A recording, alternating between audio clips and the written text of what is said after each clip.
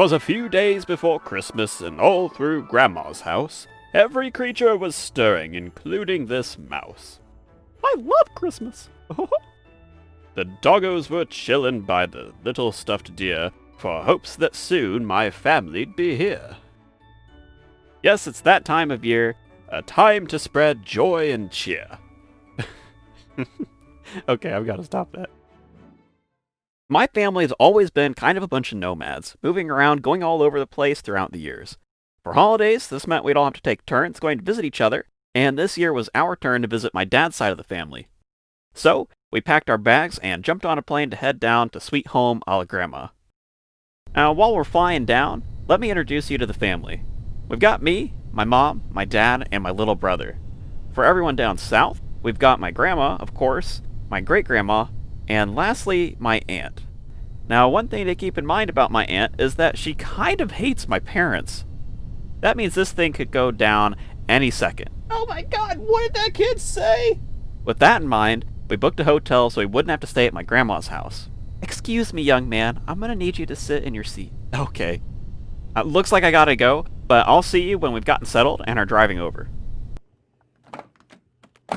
Alright, before we get there, there's one more thing to mention. You may have noticed on the plane that I've got this cool Razer flip phone. This is going to be perfect for ignoring my family, and I've got just the person in mind to help keep me distracted. My girlfriend. Oh, and looks like we've arrived, so let's head in. We walked in and everybody got settled and started talking about who knows what. While I was totally invested in not my family, my little brother wasn't as lucky, and he wanted to go play outside. So, like the good older brother, I suggested he go and have fun with that by himself. My dad overheard that plan and kindly suggested I go with him to keep an eye on him. I went ahead and followed my brother out. And so did my aunt. Again, I can't stress how much I was into my phone at this time.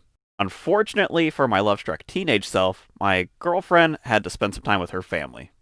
Blech. Slightly defeated, I tucked my phone away for the first time in several hours and started watching my brother and my aunt run around. They were playing for a while, but eventually got tuckered out and came back to the porch to sit down next to me. And once my brother was settled, my aunt gave us some gifts that she was hiding, which was so cool! And then she started talking about some really weird stuff. Now, I don't remember exactly what she was saying, but it was creeping me out, so I casually suggested to my brother that we head back inside. He agreed, and we went back in. My aunt didn't look too happy about me interrupting her conversation, but oh well. I mean, I'm sure that won't come back to bite me or anything. Sitting around inside was, and I'm being kind here, extremely mind-numbing. Luckily, I didn't have to stand it for too long because... Hey guys, my girlfriend is calling, so, I'd better go take this in the next room. Hey baby, how you doing? A few moments later. Oh, I miss you so much. No, I miss you more. No, I love you more. Oh, ooh. With all the intelligent conversation going back and forth between us, I really lost track of time, so I have no idea how long I was back there. But it was all interrupted by...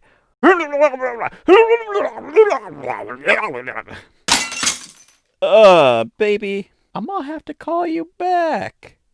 I poked my head into the living room and saw my aunt screaming at my dad with my brother's gift shattered on the floor next to him.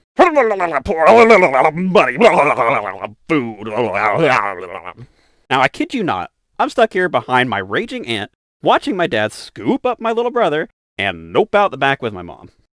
And I'm thinking to myself, well, poop. I need to get over there because my parents are gone.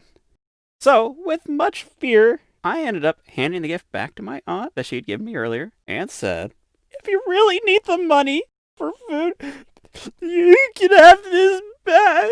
She, clearly moved by this gesture of gratitude and humbleness, immediately chucked that thing across the room, shattering it against the wall.